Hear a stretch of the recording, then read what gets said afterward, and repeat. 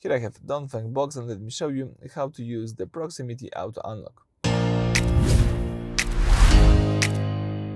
So at the very beginning, let me start by using the home screen. Let's choose here the car icon, the blue icon right here. From the left tab, let me select the vehicle settings, and here you've got access to proximity auto unlock. So, as you approach the car with the key in your pocket, the system senses your presence and unlocks the door automatically. It's perfect when your hands are fully of groceries, for example. So I have this feature usually enabled, and let me also enable this feature in this car. So that's it for this video. Thank you for watching. Please subscribe to our channel and leave thumbs up.